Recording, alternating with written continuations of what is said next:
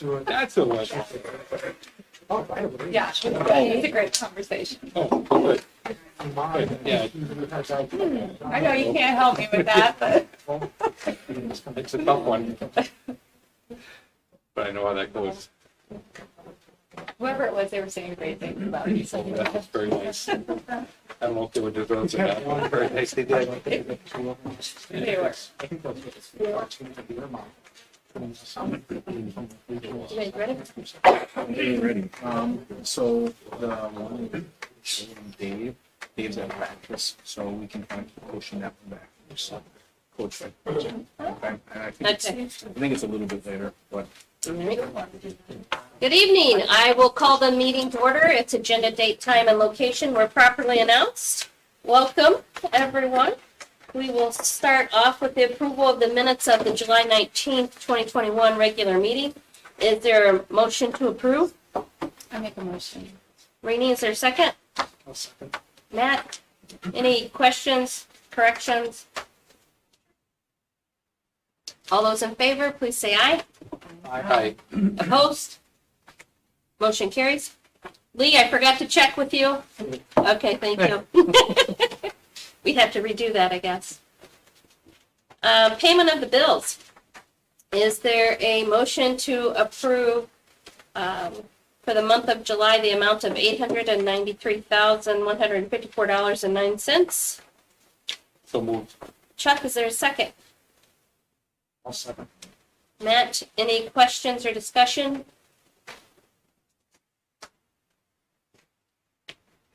All those in favor, please say aye. Aye. Hi. Opposed? Motion carries. We have the cash summary. I didn't have any questions. I was going to kind of go back. I know we had one board member ask about the $14,000 for Edmentum. And I think it's just a good opportunity to, when you see a vendor like that, it's a really good time to just share.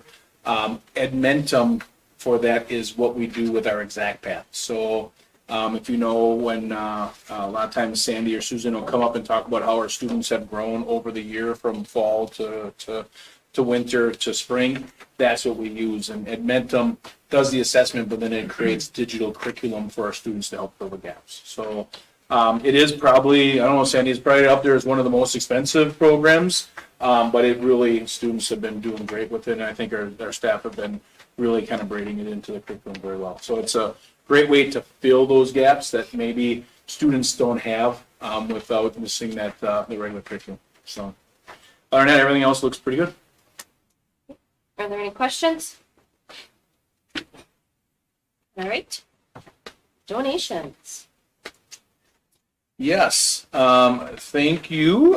We had Mrs. Gano do a donor's choose and got $250 for some engaging books, some paper printing, and all other kinds of fun little class stuff. So it seems like almost every month we have somebody getting something from Donor's Choose. So we're a great little organization, and it's helped our kids get thousands of extra dollars in the classroom now. Great. It's good to hear.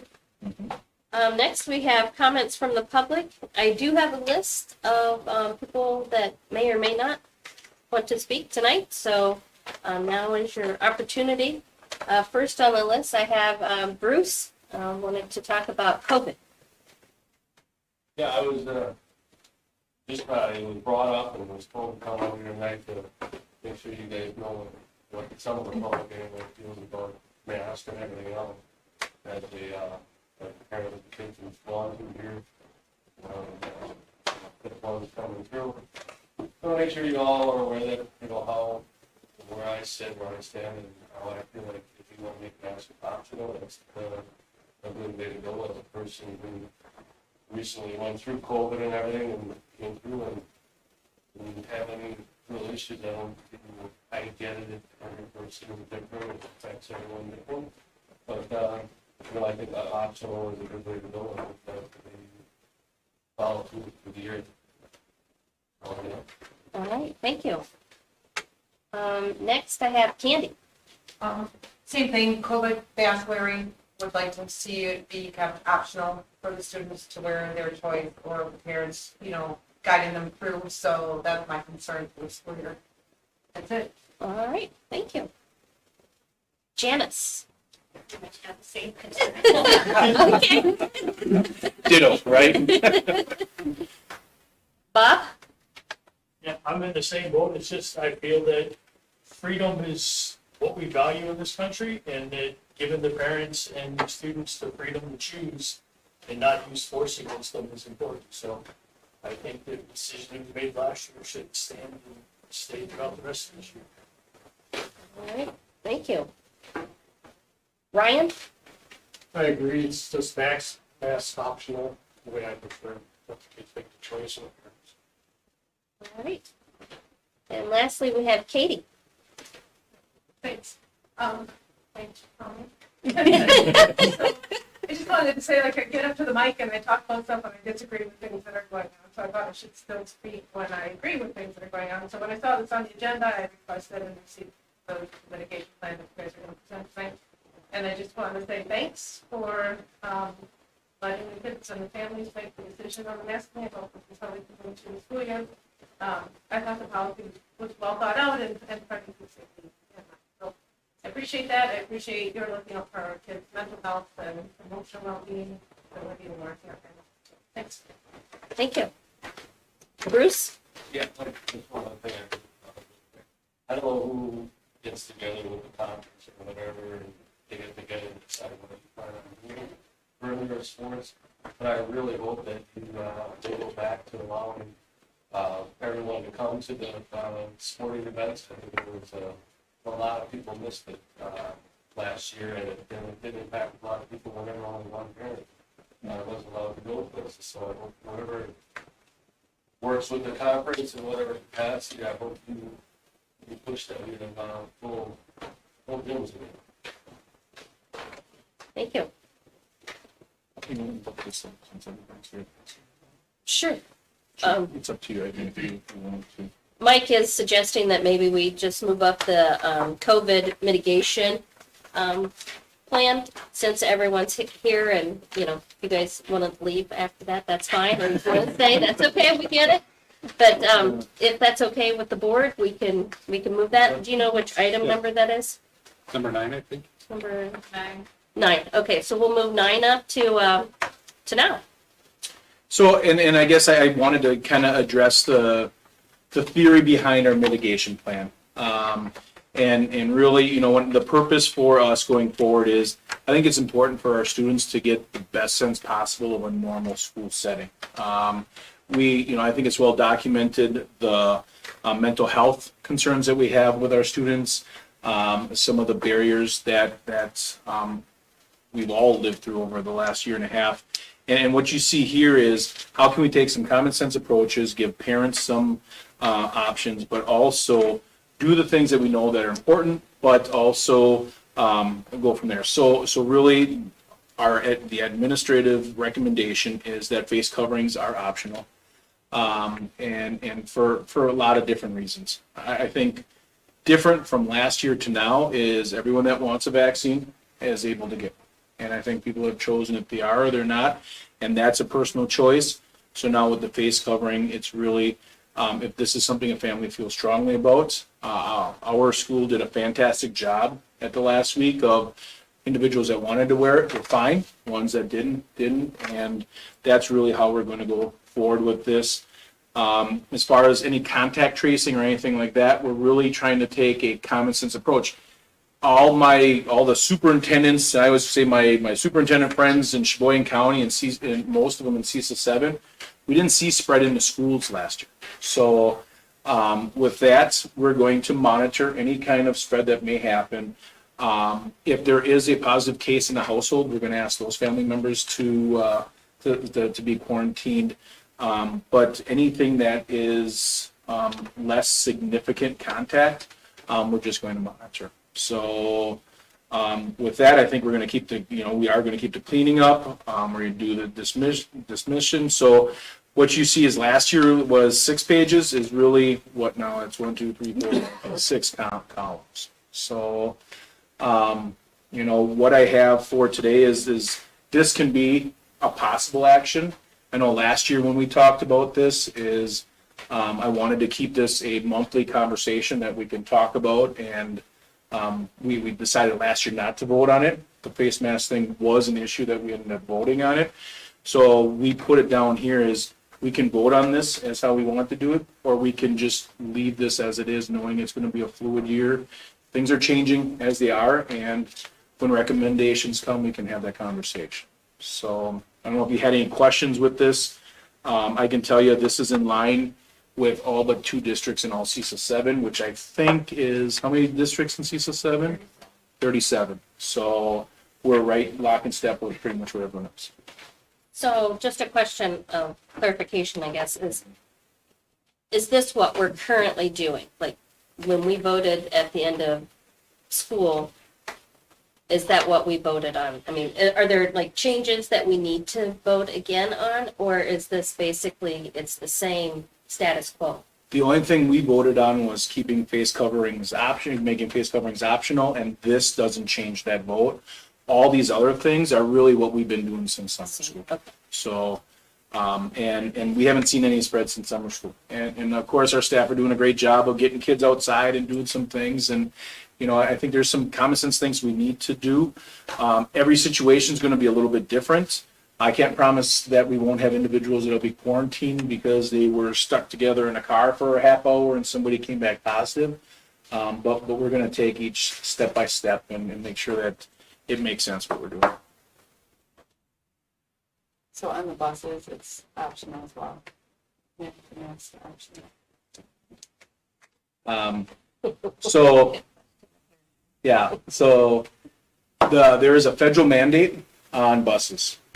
So that's the way I'll say it that way. There's a federal mandate, but districts can choose how they want to regulate it, and we'll just leave it at that. So that when means are that's we gonna, what- when are we gonna talk about that? Required to mask on buses? I guess, Okay, I was gonna say, not when, okay, so we're gonna leave it optional. I'm just making sure. so I purposely did not say anything about busing. As it is a federal mandate. But, yes, so, Do we want to take board action on this or not? Or do we? I wouldn't think so, as it is a mandate, yes. federal, so. I meant about this policy Yeah. here. Oh, this specific, Yes. well, there's But nothing we just- changing, Nothing changed, so our vote last time stands. right? Okay. Unless somebody wants to change, Right. to propose a change. Just wanted to be clear about where we stand. Yes. So last year, the county came down and said that, you know, they suggested that, you know, wasn't there a time where they suggested that we have, you know, mandatory masks? So what happens when the county does that again? They're still suggesting. So it's still highly recommended at the county level to do it. I think as an organization, we're in a different place than we were 6 months ago. People, you know, if you go back to May, everyone that wanted a vaccine, didn't have access yet. Now they do.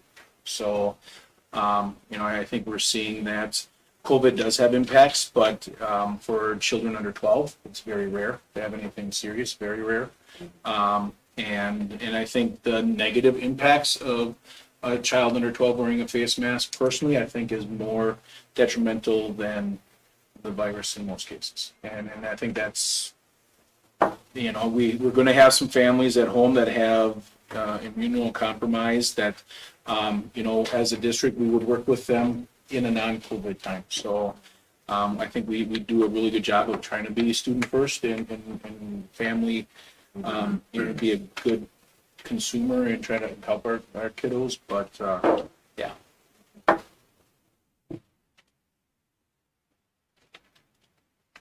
So for the public's sake that's here, if there are any changes made to this, will it become an issue on the agenda? Yeah, if anything is changed here, it'll come here first before it gets. So the public can know. Yep. This, okay. Yeah. I mean, you know, I mean, anything that would have to change here, I see this for the foreseeable future, something we'll talk about every month. And even if there's no change, at least it's on. And it'll stay as, possible action. Possible every- action, Every yep. month. So that if we do want to vote on it last minute or whatever, we have that ability to do that. Anybody have any other questions? Anyone out there? I'll give you an opportunity to ask questions on our plan here. Sure. So no virtual, the teachers don't have to virtually teach a student who sent home from, because they have it. We aren't offering a virtual option this year. Could be a situation that, I mean, we do a really good job with Schoology, especially at our upper levels, and I think we do a really nice job with Seesaw at our lower levels. Can we help some students in some situations, of course, but an actual virtual option, no. You know, so I would say it'd be the same thing we would do if a student was sick or in a hospital, or things that we would do. So that's the best answer to say that. I don't see us having a dual track like we did last year. I think that's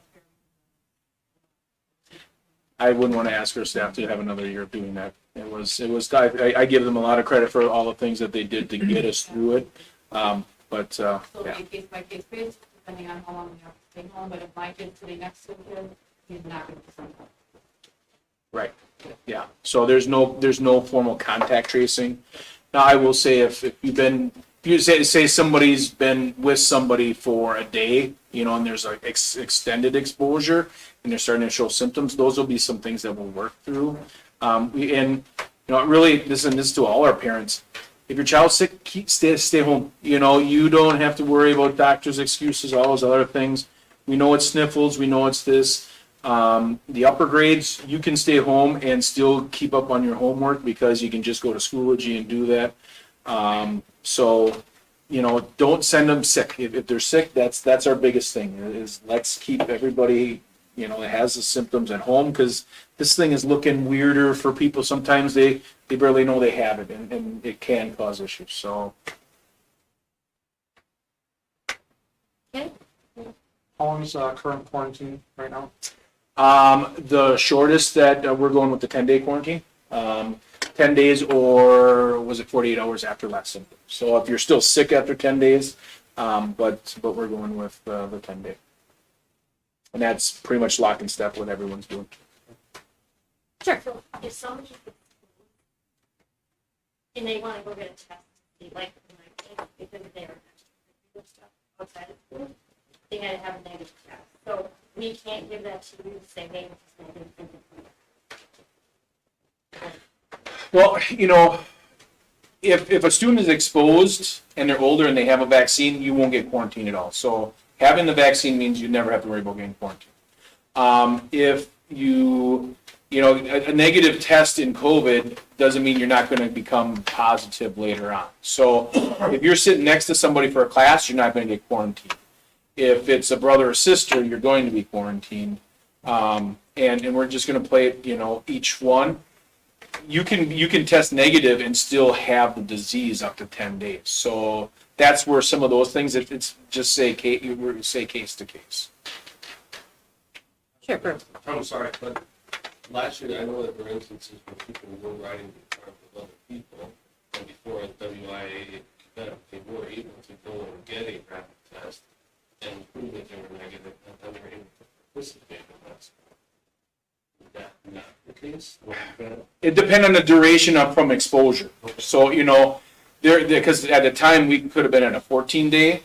So there was a thing after 7 days and a negative test, you could come back. So it had to do with when they were exposed, when the test came back negative, and you know, again, kind of like that comment, like how can we make sure we're working with individuals to make sure the last thing we want to do is, you know, we want to make sure we're being safe and we're doing things that we're telling everyone, but we also kind of work in each situation. If I found out one thing last year is every situation is a little bit different. So how do we work through it? Rather than following strict guidelines, you're going to give the common sense approach. Yes. Amen. Candy, did you? Yeah, I'm just kind of confused. So if you are vaccinated and you're exposed, you do not have to quarantine? So. I don't believe so, unless you show symptoms. If you're vaccinated and then you have symptoms, then you should stay home, because I guess you can still transmit it. You can still expose others and carry it. Yeah. So you can, that, yeah. So That yeah, makes sense. 'Cause even if you're vaccinated. Right. You can still be a carrier, you still can spread it. You can still get sick. Correct. So to say that if you're vaccinated, you don't have to quarantine, that's not probably the case, because they can still be a carrier, correct? but if They they can still show, spread. they can still spread it, but to spread it, you would have to show, from my understanding from the CDC, is you'd have to show that you having some symptoms, to spread it. So, But even those that don't have the vaccination and don't have symptoms can still have it and spread it. So I guess there's no, I think you said the same as at Madison. At Madison, if you're vaccinated and have COVID, you get to stay in the dorms, but if you're not vaccinated and you get COVID, you have to move to the COVID dorm. So I think this is probably this is what the CDC's got, I'm no scientist, so just trying to be, The CDC is full of scientists. well, yeah, exactly, so, yeah. So, yeah. So what are we calling an exposure in school? Or do we want to split these hairs? I prefer not to split the hairs, Okay. because Alright. then we can leave it case by case. Okay. but- you're right. Yeah. Okay? Clear as mud. Right? That's what we're gonna talk about every month again. Okay, here is mud. Uh, All right, well, then we will move on to building reports. All right, starting with strong classrooms, both Mrs. McDonald and I are meeting with we met with our DLT, our district leadership team, and our building leadership team, so that we can start school year planning with them, get ready for the first day, and the rollout of the big plan for the year. We are going to continue our focus on PLC work throughout this school year, professional learning communities, where we are going to work very, very focused on the power standards that we use and how we assess mastery. That's going to be what our PLC teams are going to be working on both in K-12, what we call vertical teams, and in our grade level or departmental meetings, which we call horizontals. For the next point, I thought it was significant enough to put on here, like we have over 90% of our incoming sixth graders that have signed up for band. So students have the choice of band or choir at sixth grade.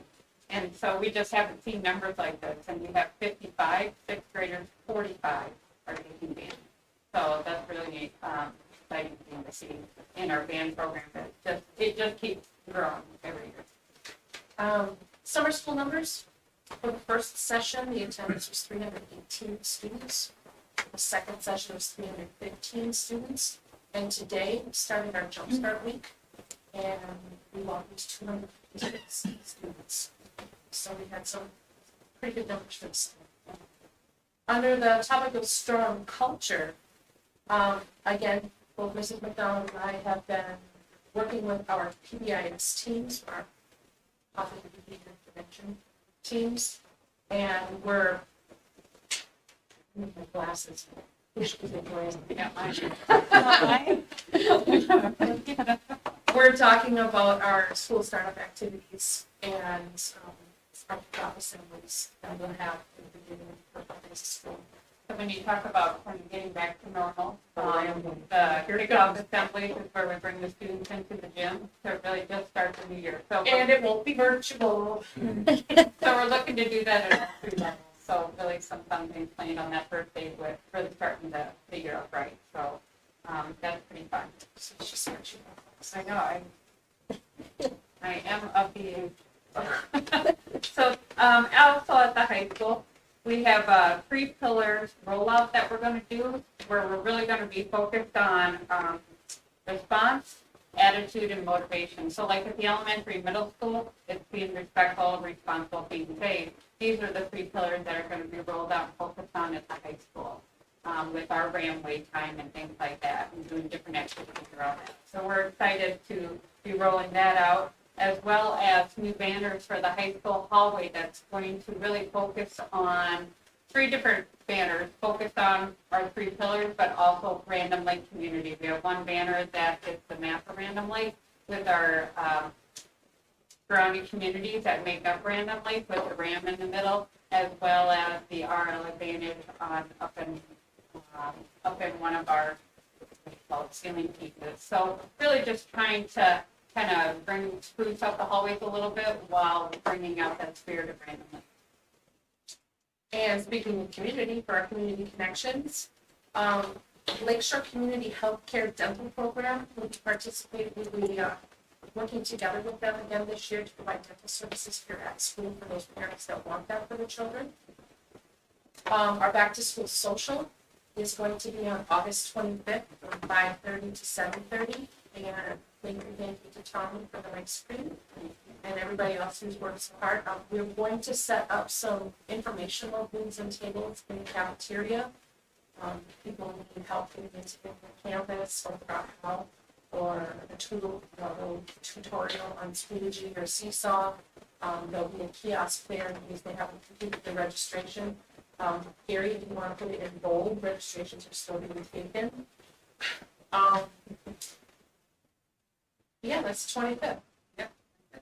And so then we were really excited that this year, the Random Lake Community Library, so with our new librarian, she partnered with us for Jumpstart, where during this week she's coming over and she's going to be reading to the students and really just getting excitement building around the Random Lake Community Library. So we were really happy that she was joining us with doing some things for students.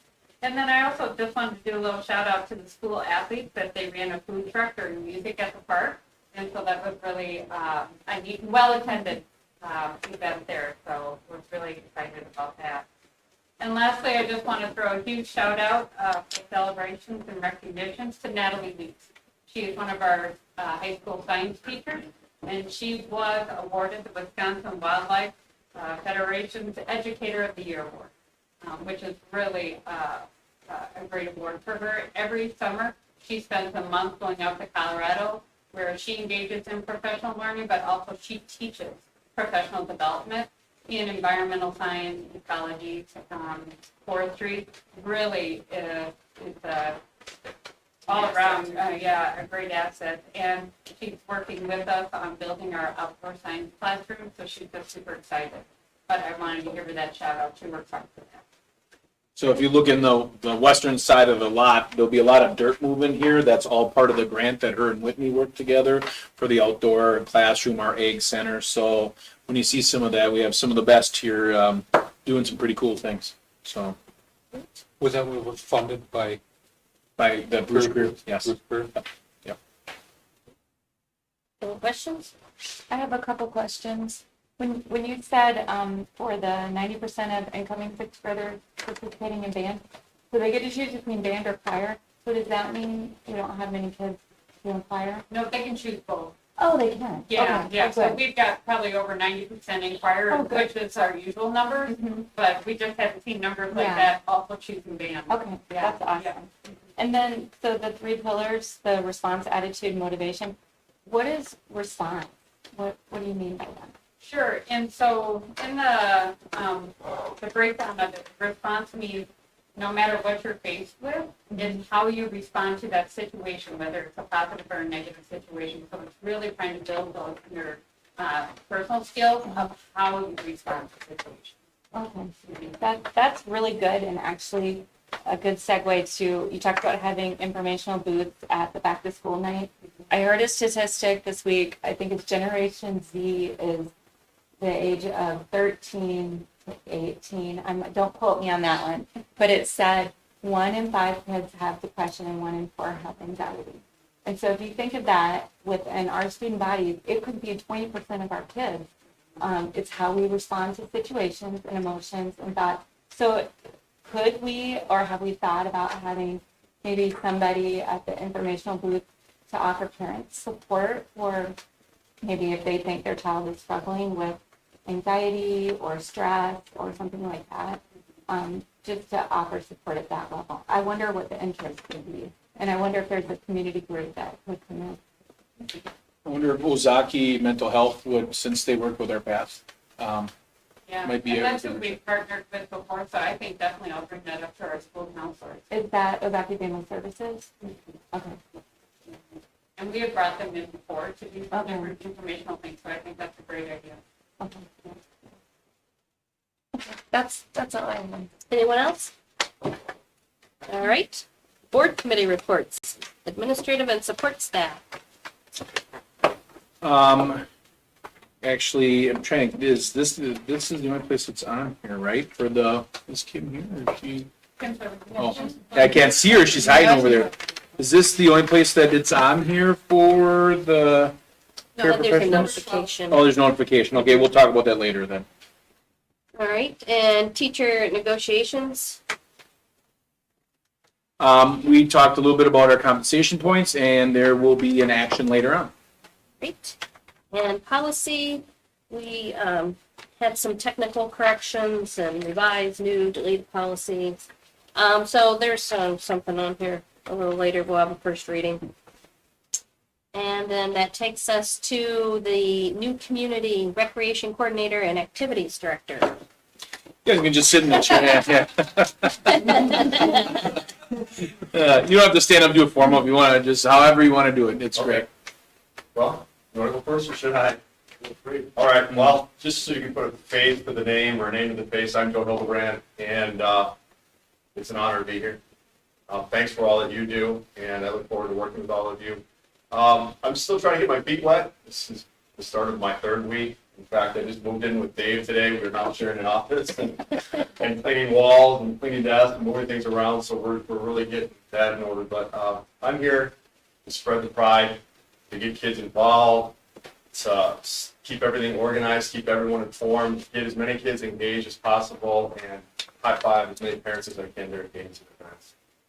It's all about the culture, getting, going out there and getting the kids excited to come to games, excited to be involved in athletics and activities, and that will be me in the hallway, making connections with kids, making sure that they know that I'm here for them, and I respect them, and hopefully they'll respect me. But yeah, ultimately, that's my job. I'm going to be their biggest cheerleader and biggest supporter of coaches like Coach Dave over here. But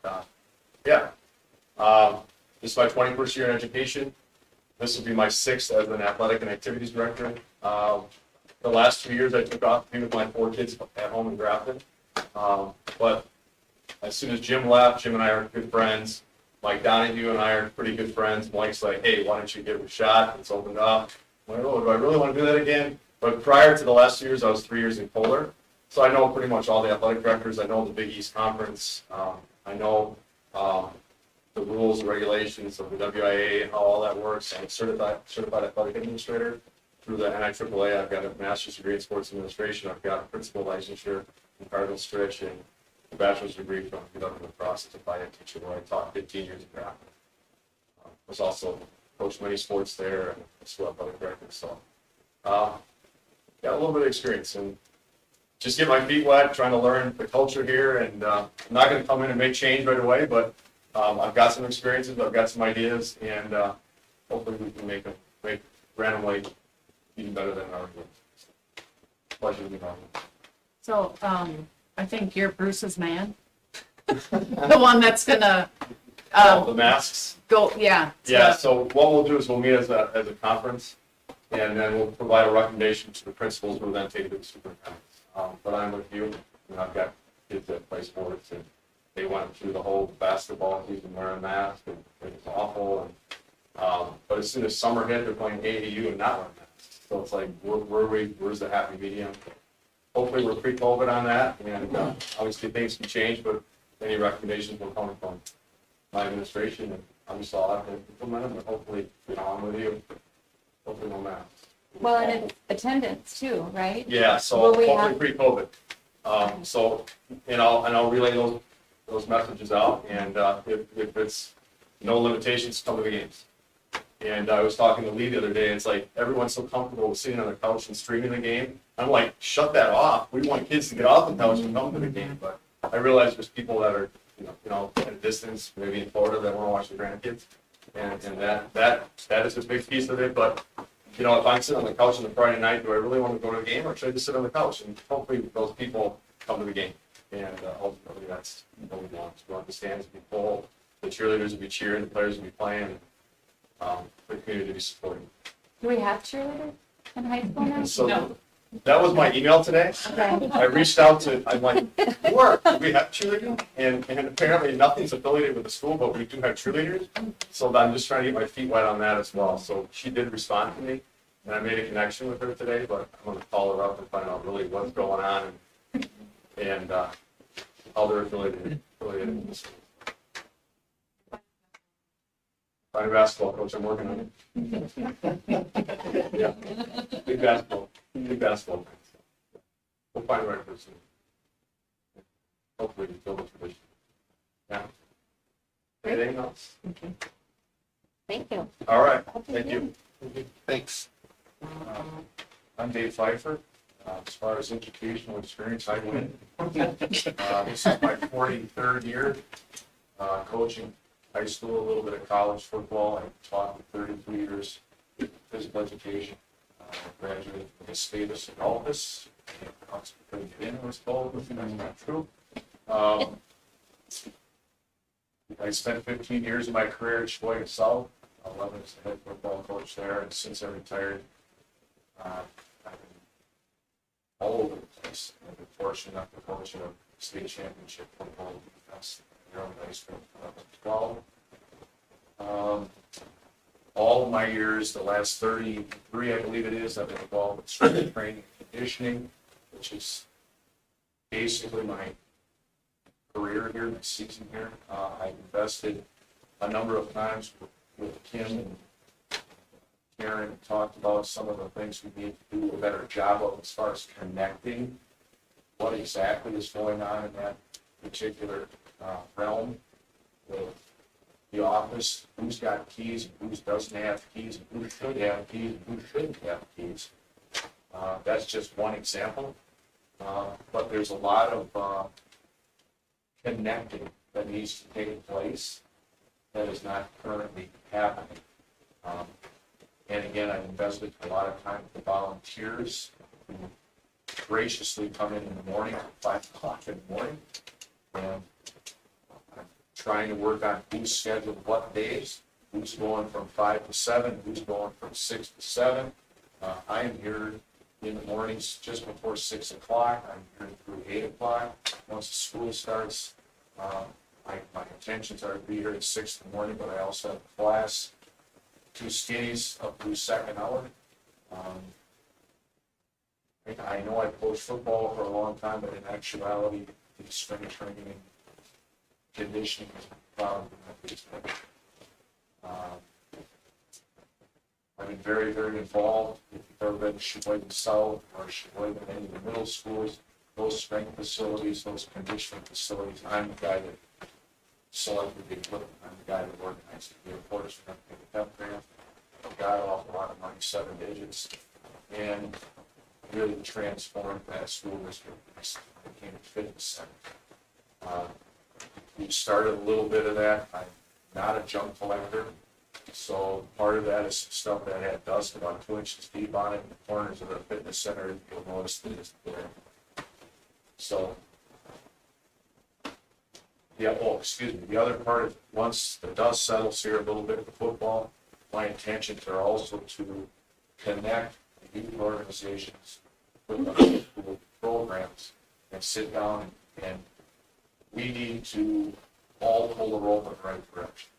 So instead of, for example, having a young lady who plays volleyball in the fall, and basketball in the winter, and maybe plays fast pitch, that young lady has 3 separate strength programs, that doesn't make any sense.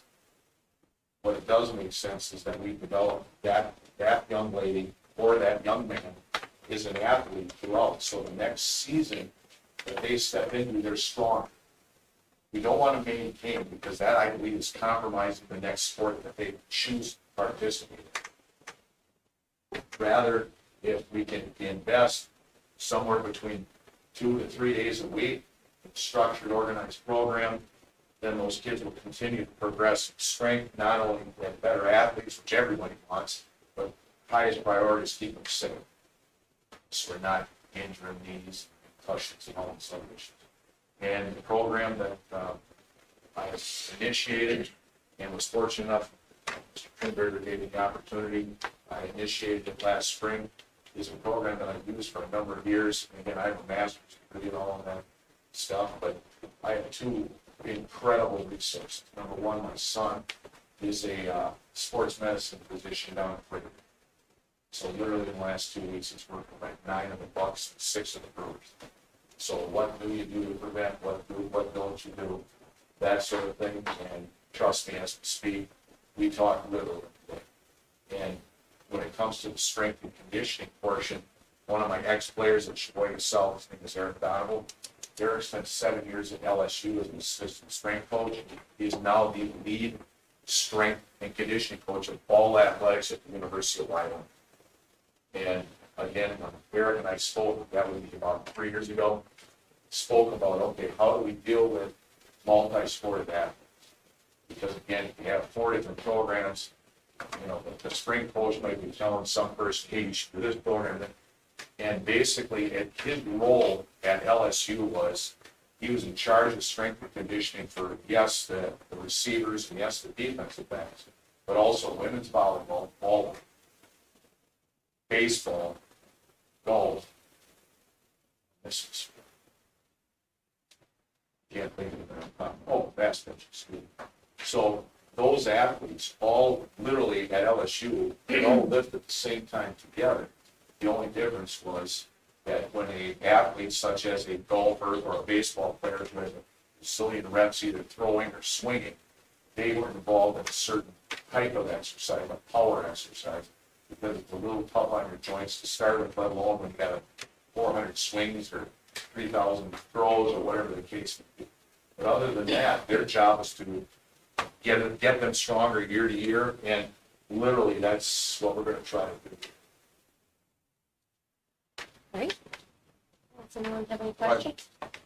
I just wanted, because one of the things I wanted to ask a question, just and hear how they answer.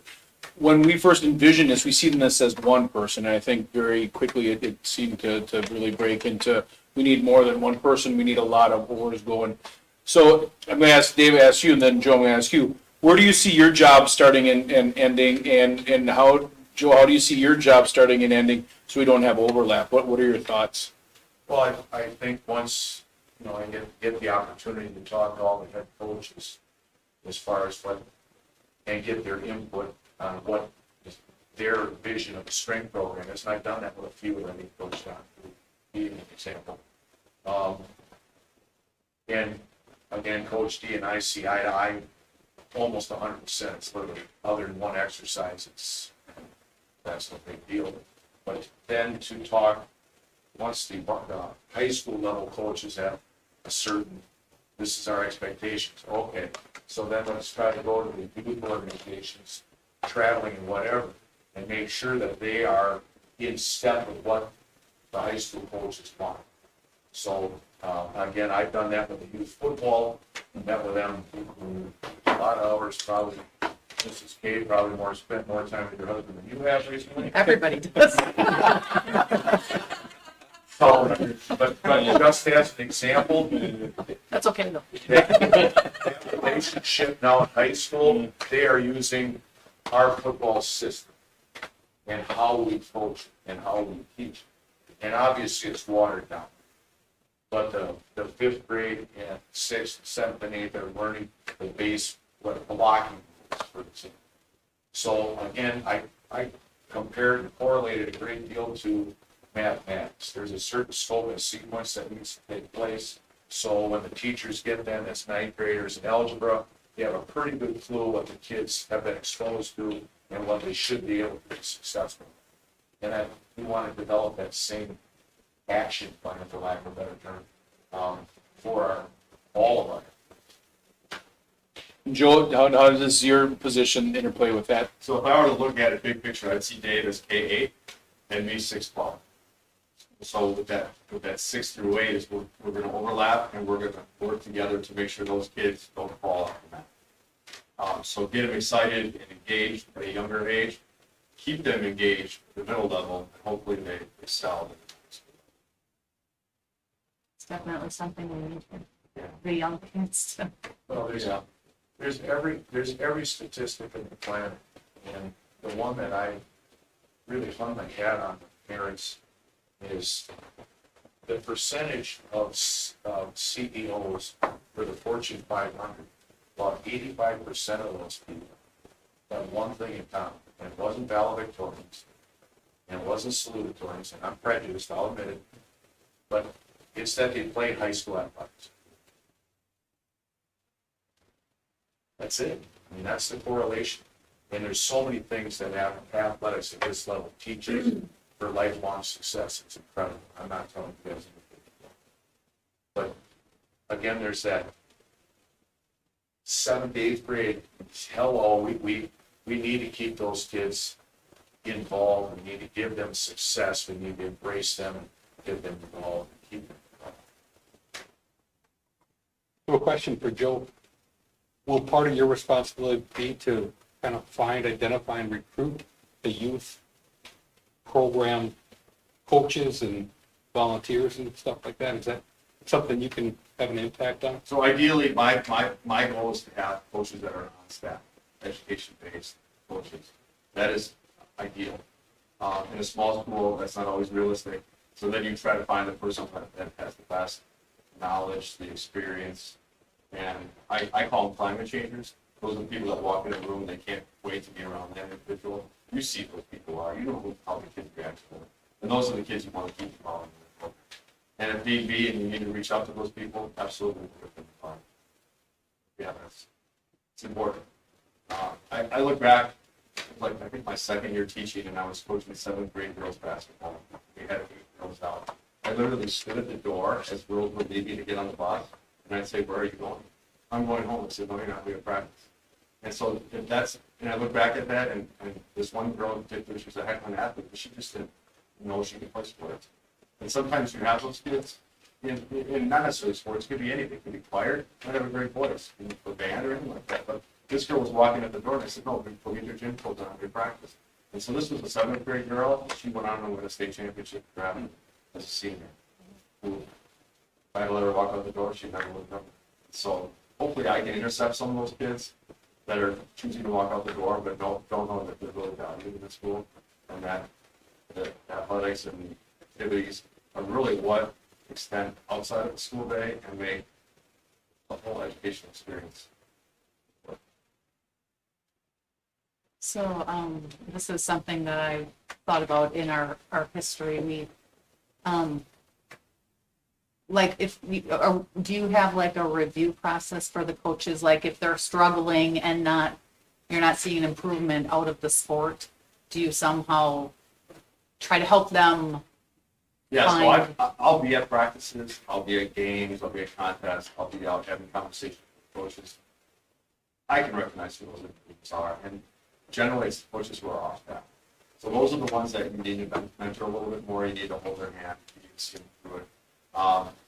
I've got many experiences of how I've done that, but there will be an evaluation process. I don't know what Jim has done in the past. I have an evaluation that I do on coaches. Before I evaluate them, I will share with them what they're being evaluated on, so I'm not just going to, blindside them with, "Oh yeah, you did this." But, "Yeah, you didn't tell me." So we'll install an evaluation process, and my whole goal is that they exceed expectations. And if they don't, I'll look at myself to blame as to why they did it. And I'll look at that as, hey, if they didn't know how to do it, maybe I can tell them how to do it. I'm not there to ding them on the evaluation. I'm there to help them grow and succeed.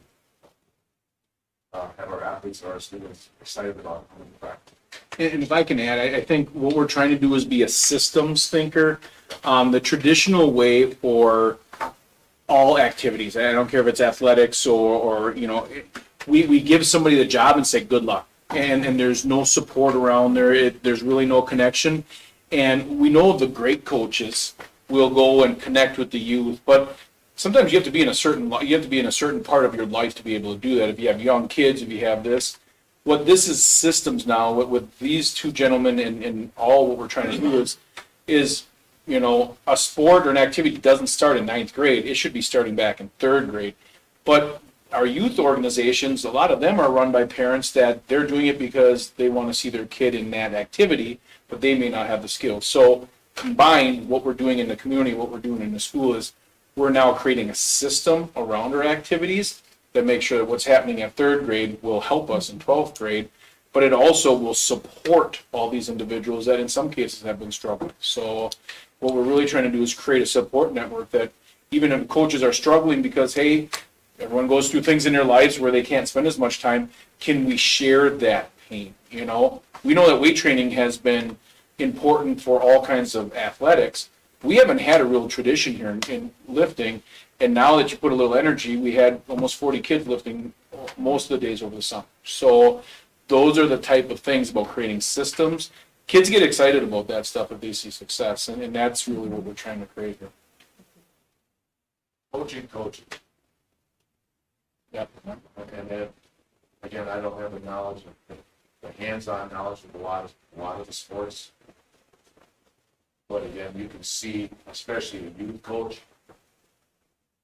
hey, these are some of the things you have to do. You know, you just can't scrimmage for, you know, or in third grade, you had 40 girls out, and by 8th grade, you have 8. Yes, there's a problem. There's a problem. What about programs beyond athletics? I can't remember if we had a great chess club, and then I don't know if that went away recently, but could you be meeting with all the other clubs? Advisors, yeah, athletics and activities, so yeah, there'll be another. So again, I look at my role as provide as many opportunities as possible to kids. And if we aren't providing that opportunity, my door is open, come to me and propose something. And we can talk through it, but, you know, kids have different interests, you know, and last year or 2 years ago, they did the esports, and wow, did that take off. So, you know, you want to get kids engaged, and if we're not offering something, come talk. But yeah, I'll oversee a lot of that. I'll report back to you once my feet are wet, you know, as far as how we're doing, where we're at, how many kids are engaged, and any recommendations I see that we could do to make it even better. Great. Thank you. Yeah. And welcome, both of you. Anybody have any other questions before we move on? One flag.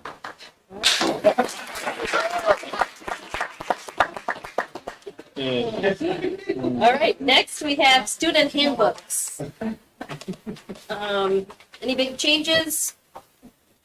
Really the big changes with our student handbooks is we put in some policy citations, just try to, you know, we're continually with our policies with Neola is we're cleaning up over, you know, the last few years. So this year with this, we want to make sure the citations were in, things like that. Anything else big? We try to, I know Sandy did a really nice job of trying to make it more kid friendly because Neola isn't exactly what a second grader wants to read. But every statement that I have is in alignment with that. I didn't think it was complex. Thank you for doing that. Very good. All right, is there a motion Middle to school and high approve? school, just updating the policy numbers are in there. And also we just tweaked the dress code to make it more common sense with the current styles.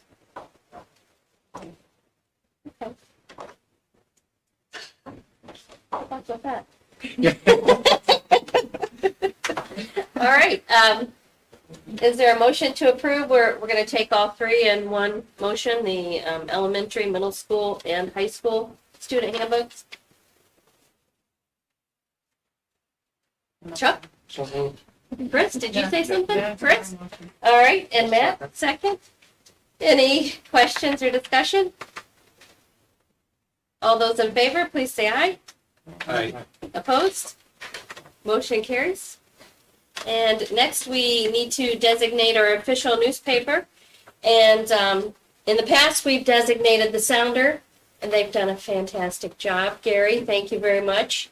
And is there a motion to continue using Gary? Using Gary. Chuck and Rini? Any discussion? All those in favor, please say aye. Aye. Opposed? Motion carries. That's wonderful. Thank you, Gary. I'll go on the record and say, I don't think there's a district that has as great a coverage as we have locally, so, thank you. I agree. Notification for the supplemental pay, DPI licensed special education aides. So as we know, we're in a time right now where staffing is an issue, and in one of our previous conversations, we talked about this special group of individuals. It's our educational paraprofessionals. They have to be DPI certified. And early on in, like, by about July, we started seeing there's other opportunities out there that pay more than we are. So instead of getting into the compensation model and everything else, we just decided to do a $1 flat fee for all of them. I can tell you every one of them are worth every penny. Our paraprofessionals are the ones that they change the diapers. They work with the students that have the behavior issues. They are the ones that do the stuff, that honestly, my wife was a paraprofessional that some people don't want to do. So we have such a great group. I'm happy to say we're fully staffed, and people are seeing this as being appreciated, and really just was something we need to do right now. So this is for notification, but it was something that came out of our committee meeting as something we should look at. Great. And the teacher compensation point system. Woo-hoo, finally. Yes, so if you remember 3 years ago, we did a new compensation model that really talked about, it gave us some years of service along with some credits, and we changed it to every 3 years, staff can move down a lane and get a certain percentage. Well, one of the things with that conversation when we did that, we wanted to put in, we're calling compensation points. And what it is we have a lot of staff that do a lot of things that they do for no pay. Maybe they're an advisor for our Lego team. Maybe they're doing some supervision at games. Maybe they're an advisor for an activity that doesn't get paid. And we wanted to create a system that acknowledged those individuals, but also supported individuals that maybe weren't finding those opportunities. So this has been we aren't allowed to negotiate with the union anymore because of Act 10, but we have a group called Meet and Confer that are teachers that over the last 3 years we've been working with to create a system that's fair for everybody. And it's been some hard work, and but I think we really have a great system here. What you have in front of you is just the general framework. Electronically, the document that was shared with you, if you tap into where it says academic leadership, we actually went through every academic leadership and assigned what those points would be worth. So you can do that. So there, if you want to click in the academic leadership, the blue up on top. Oh, it's not shared with you? Or technology gonna? There it is. So that's every activity, that's every academic leadership activity that's available and the points. So as the Meet and Confer, we went through each one of these and said, this is worth a point, 3 of these are worth a point, this is worth 5 points. So that's academic leadership. We did the same thing for the strong classrooms, and we did another for the supervisors. So I know our staff have been asking where this is. Honestly, last year we had this pretty close to being done, but with all the changes with COVID, it didn't seem like a time to be talking about things like this. So this is going to be an addendum onto the teacher handbook, and everybody knows it's coming. And I think it's a really cool way to thank our staff that have been doing this, and also encourage others to get out and find new leadership opportunities. So this is something our staff wants. They're happy to see this. Yes. So I would say with Meet and Confer, this has been a very positive piece on how to do it, because I think they're, like any organization, there's some people that do some really heavy lifting and then others that can't. Well, we need to find different ways to make sure we're sharing the load with everyone. So yeah, the Meet and Confer were 100% behind this. I worked with the union president a lot this last year, just getting out the last of the kinks to make it work. And Rini, just some of this is that, like, the teachers were very happy with the compensation model that we put together 3 years ago.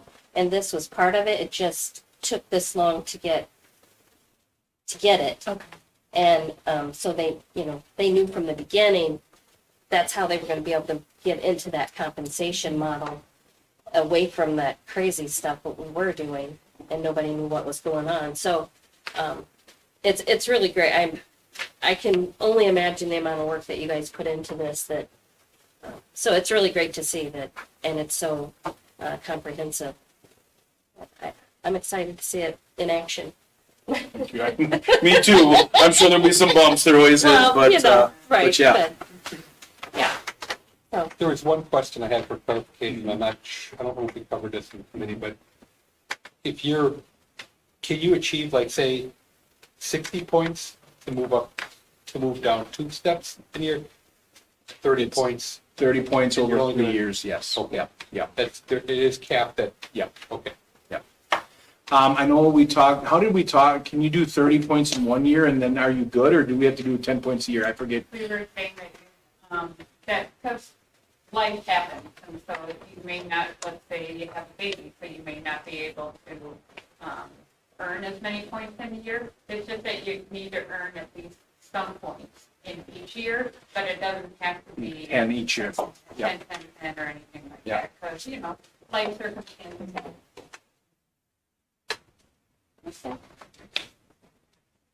Is there a motion to approve? So move. Chuck, is there a second? Amy, any questions or discussion? And this will be the first year of this. This is Okay. coming up. This will be the first year. Yes. And who tracks all this? So what we will do is there's different. Like I seen a Google sheet Joe sent out asking for supervision that people will sign up for it. At the end of the year, our teachers all have a sign out. Make sure you turn your keys in. Make sure you do this. They'll have a document like this that will be part of it, and then they will be writing down what it is. And if we have questions, we'll have a document to go back and look at. So So it's really on them to track. it's on them. Yeah, it's on them. Yeah, but there will be documentation if we need to. Okay. Do other districts do this too, that you could model after? Or We kind of made this one up. Yeah, I mean, there's different ways of encouraging this kind of stuff. I think ours, when we created our compensation model, just kind of take us back those 3 years, we spread out how long it took to get to the top pay, but we were able to have a top pay that is comparable to other districts. So that was one of the give and takes to doing this. And this was one of the things that we said, social promotion shouldn't be what are bigger things that you're doing for the organization. So I think we all said this, it felt good to say, you know what, we want you to be doing more with our kids, and that's what came out of it. So. Any other questions? All those in favor, please say aye. Aye. Opposed? Motion carries. We have notification and first reading of technical corrections and updates to policy from Neola. Kim gave us really nice summaries here of the changes. It even shows that, there are some new policies. Most of them are revised, and the technical are just technical. So this is just a first reading, and we will be revisiting it next month. Anybody have any questions so far? All right, great. New professional staff, high school social studies. Anybody got anything to say? Elizabeth? Want to say anything about Elizabeth? She is super excited to be here. She is full on energy, which is really kind of neat. Just a breath of fresh air. I think she's very energetic, and she's very passionate about social studies. Her and Bart have already spent several days together getting ready, as well as she's also very excited to be coaching volleyball. And so she's looking at potentially being one of our middle school volleyball coaches, because she's been coaching volleyball for, I think it was like 6 to 8 years, something like that. So she comes to it from Whitefish Bay, or Bayview High School, so with some experience and some fresh ideas that I know Bart's already excited to be working with her. Great. Is there a motion to approve? Chris, is there a second?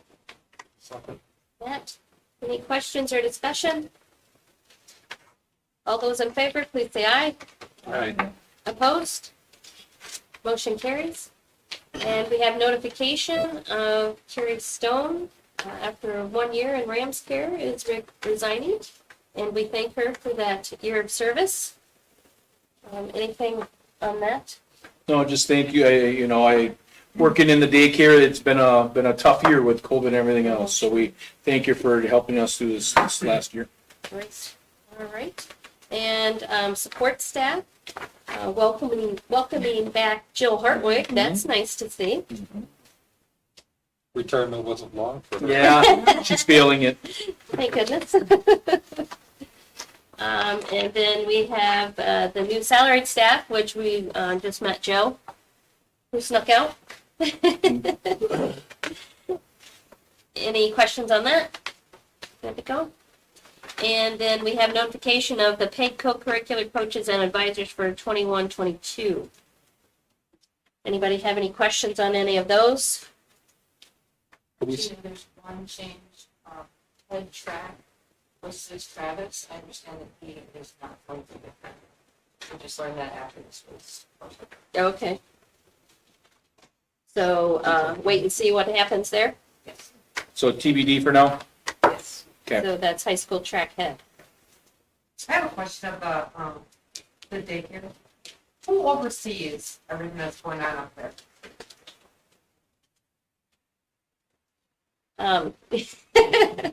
Well, Candy, this is kind of out of turn, I guess. Like, If you want to talk, well, you can talk about that on a different, it's not on the agenda, so we can't really talk about it in a board meeting, You so. brought it up. and I Yeah. just kind of- So I can just bring it up for the next time? Actually, if you want, we can have a conversation, privately, or if you Oh, no, want it's it. okay to do it Okay. openly. Okay, Sure, I'll bring, okay, yeah, if you want to bring it for That'd be open fine. session. Sure. Okay, Yeah. thank you. thank you. so like during the public comments, that would be great. All right, thank you. Sorry. Yeah. Trying to follow the rules here. Yeah, yeah. Anything else on the co-curriculars? Anybody? Any questions? Do we have a basketball coach? Yeah, we do not yet, so that is one of the things. I asked Joe to make sure that, our football players are football playing, our soccer players are soccering, our cross country and our volleyball are all good. And now that those sports are all getting up and running, today was cross country's first day. That's one of the first things we need to do is now that fall started is make sure we have that. And this is boys' high school, Okay. right? I don't know if this is the time to ask, but there was concern in one of our meetings about the divide of soccer to football. How did that play out? I talked with Susan briefly, but did it work out okay? We have two teams. I think we have 15 on soccer and we have 28 on football. So yeah, right now we have two teams that keep away from injuries. We should be good. That's good. That's, Okay. So those are the only two positions open, is track and varsity Right. boys basketball. So yeah.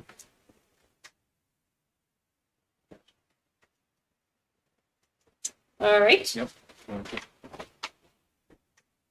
And we need to approve a 660301 agreement, school work opportunities grant with Ozaukee County School District. This is something we've done in the past. Yes. Is there a motion to approve? So moved. Matt, is there a second? I'll second. Chuck, any questions or discussion? All those in favor, please say aye. Aye. Opposed? Motion carries. Commitment statement.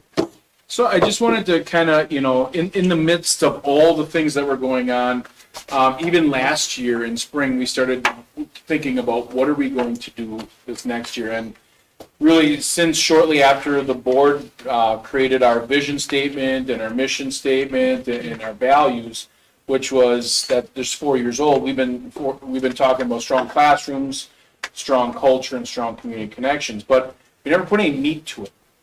So one of the things as we were coming out of the pandemic we wanted to really start defining what is strong classroom, what does that look like at the students level?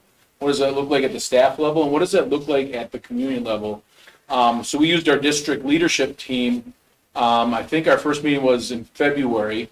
And it gave us a chance to like stop thinking about that 5-letter word and actually look at leadership going forward. And what you have here is really 6 months of really trying to define what does a strong classroom look like. So when a student says, oh, I believe in strong classrooms, well, for a student, strong classrooms is we want students that will model and promote resourcefulness as critical consumers of knowledge to become independent thinkers and problem solvers through collaboration. So it's a little bit more than strong classrooms. That's what we want. And when we talk about strong culture, we want students that will model and promote perseverance and empathy when faced with a challenge and practice inclusivity as they show respect for themselves and others.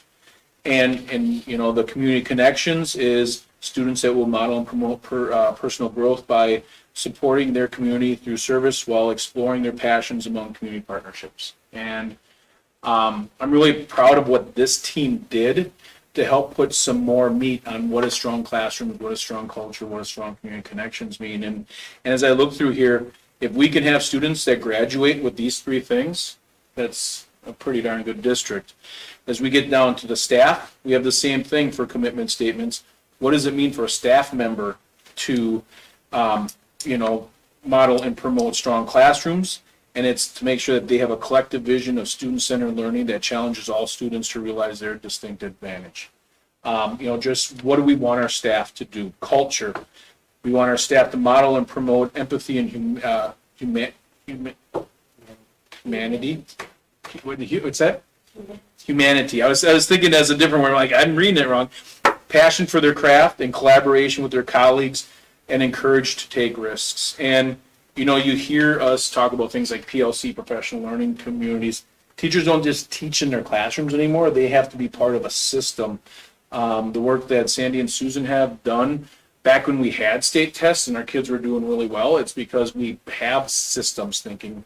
Our high school math teachers know what's being taught in middle school and elementary and vice versa. So we have to collaborate. And then for our staff in the community, we want them to model and promote active engagement by blending school and community resources that are mutually beneficial. We have, I think over the last 5 years, look at what we've done with the career grant, look what staff have done in so many different ways, community service day. Our students are seeing that you can learn outside the bricks and mortar of school. And, the last one, which and I want a little bit of feedback from the board. But there's not many schools that say, hey, community, what do we want from you? What should you do for strong classrooms? And really what we came down to is that the Random Lake families and community members will model and promote a valued partnership by providing their expertise to support high learning expectations. We have a lot of great individuals in this community that our students can learn from. Share that with us. How can we be stronger together? Culture, we want families and community members that will model and promote school pride by supporting activities and celebrations. When we have homecoming, we want you to come. When we have all these different activities, come on in. And then the last one, connections to community, is we want families and community members that will model and promote the school as a mutually beneficial asset to the greater Randall Lake area community. So how do we make ourselves one of the most important assets in our community along with everyone else? So, this was really our opportunity to take strong classrooms, strong culture, and strong community connections and take it to the next level. And this is what we will be presenting to the staff on Monday when everybody comes in and really start defining what does this mean as the next level. Great. Yeah, I'm sure that was a lot of work. Yes, it How was fun. many people did you have working on this? Well, our DLT is 14, 16, something like that. So, That's honestly, quite a though, few. last spring, we needed something to not have to be talking about everything else. So during our staff development, when we took a couple hours to do this, kind of felt good to kind of like, hey, this is what it's like to be a school administrator again and not a contact tracer. So, it was therapeutic. And as we go into this next year, really being able to focus on what our foundation is will help us really recover from this and keep up the winning ways that we've had. I like the specificity of it all. It's really nuts and bolts, pretty much as it can be for. When talking in big, 50,000 foot view, but still like putting in those things that we really value. Yeah. That's Yeah, great. good job. Could we do like an invitation to the community on the last point? Like you're invited or we need you or like an action item so they know? And we, I think Julie has done a wonderful job during homecoming week. We bring alumni in and we split them up into different, so having this gives our staff the right to do even more creative thing. I can tell you Lori Bierman is doing some fantastic stuff with generations back when we can have kids interacting with their different generations. We have our elementary doing incredible stuff with our historical society. It's been my experience. Sometimes we just have to give our staff the permission to know, like, this is what's important to a well-rounded graduate. And when they see this, they'll just start embracing it, and we'll have all kinds of invites coming out at different levels. The next piece will be, okay, I'm getting too many invites. We need to pull it back a little bit, but that's always a good problem. That'd be a great. Yeah, exactly. Could the staff portion, could that even be used as a evaluation piece with teachers or staff? We have we have a well-defined educator effectiveness program. Can we braid this in? Probably, but these are the things that our district goal for this year is actually the strong classroom. So our goal is the staff will model and promote a collective vision of student-centered learning that challenges all students to realize their distinct advantage. So this year we're really grounding it into what are our power standards, how are we going to assess students on the things that we say are important. So we're really laser focused on this one. Okay. And I think as we go through the years, we'll pick one of these. So we're really sharpening that saw in these different individual areas. So it kind of gets to that, but we kind of have a different educational, they all fit, but it's not quite the same thing. I think this is related, but where do we stand as a district as far as integrating kids and jobs, as far as like while in school or after school with the community? Because thinking big picture, anybody that's has business of any kind, trying to find good quality employees is really a challenge. I know what we're doing helps create that, but specifically to get somebody to learn the concept of the responsibility of getting to a job on time and, doing what's asked of you.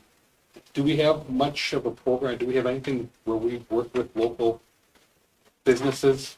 You want to hit a little bit of what you're doing, Susan? And Well, so kind of talking about some of those soft skills as well as preparing for an interview and those types of things. Those are weaved into our academic and career planning lessons. So each Wednesday, AR time is designated to either ACP or ACP. And so we do lessons focused on getting kids ready to take the ACP and excelling at that, as well as academic and career planning. So what are talking about those soft skills and other things like that. And then in the spring is when Julie organizes an interview session for our kids with local people, where even Mike has been a part of it. We've invited other local people where they come in and the kids are actually sitting across from them doing a mock interview. So talking about those interview skills and how to conduct themselves in the interview. Unfortunately, it was run a little different. We had to this past year.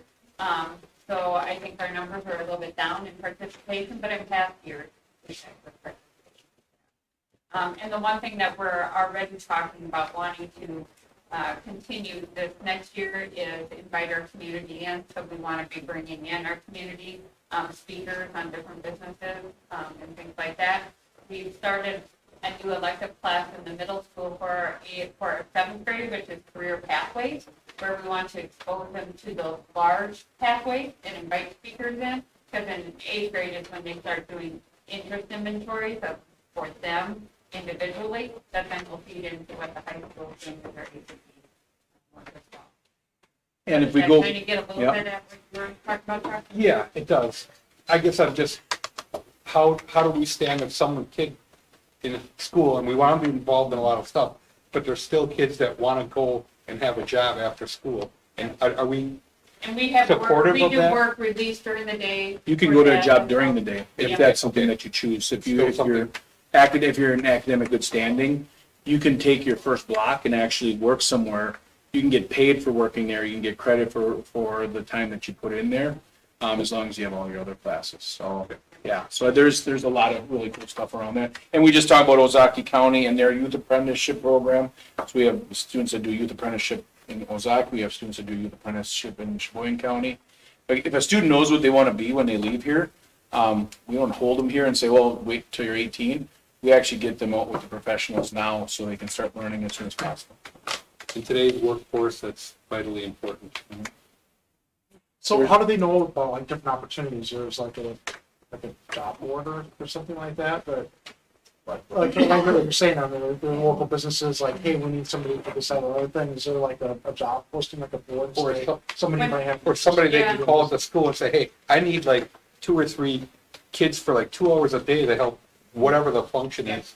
What if, that goes all through we get calls all the time, and we put it in our daily announcements to students. And so great. it's going out to students daily. And the one thing that we're going to make sure that we have in place this year is our announcements link on our website, so parents can see our daily announcements, and we're also going to email the students, so that way they're getting it 3 different ways. But yeah, we get calls that go through the counseling office, we put it right on our announcements of what the job postings are, as well as Ms. Hausner will also post them outside the counseling office. And the other way that's embedded in the curriculum is, if any of your kids talk about Zello, it used to be career cruising. It's a program, and really students can do career exploration. I think our middle school does their interest inventory and some of those other things in there. And if you've heard of Inspire Sheboygan County, that's that other thing I do when I'm not here. That actually, there's something like 190 businesses. So when a student goes into Zello, does their interest inventory, it actually says, you know what, you have the skills that you may want to be an engineer. So that program will actually, on the back end, will say, well, if you want to be an engineer, you can connect to this career coach at Kohler or this person at Career or this year. So Sheboygan County is actually one of the models nationwide for getting students connected, because we have so many different ways to get students connected. And the middle school and high school have been doing outstanding ways of embedding it as part of how we do things now. It's not just a separate program. With our AR time and our academic career planning, students are actually having these once a month for 45 minutes? How long is ACP for the high school? It's about 45 minutes, and usually ACP is 2 a month, but also they kind of stagger it, like leading up to ACP, it might be a little more heavy on the ACP. So they kind of, divide and conquer, but it's equal as far as the lessons throughout the entire year. And, I mean, we spend a lot of time, because if one of our core values is strong community connections, we want to use those to have our students graduate with that advantage. That's one of our advantages. So, Great, thank you for explaining I that. know, that's, All right, any other comments or questions on the commitment statements? All right, informational items. I feel like I hit most of them. It's getting to be that part. Legislative breakfast is actually canceled this morning, so I don't have to give you anything there. I do want to say thank you. As you look around, the rooms are clean, we're ready to go. I know there's a few things that need to get done. Talking to Mike today, we're doing a bunch of updates in our cafeteria and our kitchen. That stuff, of course, because things get caught on ships that don't get in right away. So we have some of those things done. We have a playground at the Rams Care we're putting together, but everyone's doing everything we can to make sure we're ready to go. Is there Research- new library furniture? Wasn't that something in one of the chapters? New library furniture? No, No? I don't know. Did we get new furniture at the? Wishful thinking. The other, I was just looking around for it. I think it was one of our texts, Oh. and I just didn't see anything new. So it's elementary. And we have that really cool, that there where Kim's working on, that was new. New counter. So those are some things that are new. In-service is next week.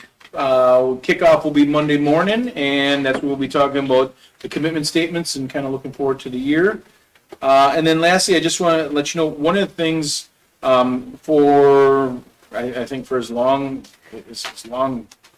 as I know, we've had a full-time school psychologist, and one of the things that we did this year, because we have fewer numbers, we've actually gone to a contracted. So it's saving us some significant dollars, but we still have a really good person, has 30 years of experience, that will be working and contracting with her organization. She'll be here once a month, doing all the assessment, all those things that we need for special ed. So, Once a week, I'm sorry, what did I say? once a month. Oh, no, it's once a week, yeah. So she'll be on site once a week, and she'll be virtual 1 day a week. So we're hoping to even see some more student contact than we had in the past. So it's just something a little different. As a smaller district, sometimes we don't need those full-time positions, so trying to think creatively to make sure our dollar goes farther. Any questions? All right. We do have a closed session on tonight. We're going to let Lee get his stuff together before we actually get started on it, but we can go ahead and go into closed session. Is there a motion to go into closed session as permitted under Wisconsin State Statutes, Chapter 19, Section 1985, 1F, to review a report on seclusion and restraint instances? So moved. Matt, is there a second? Who was that? I did. Rainey? Okay. This requires a roll call vote. Chris? Yes. Yes. I vote yes. Amy? Yes. Chuck? Yes. Rainey? All right, we are in closed session. Thank you everyone for coming tonight. Thank you, everyone.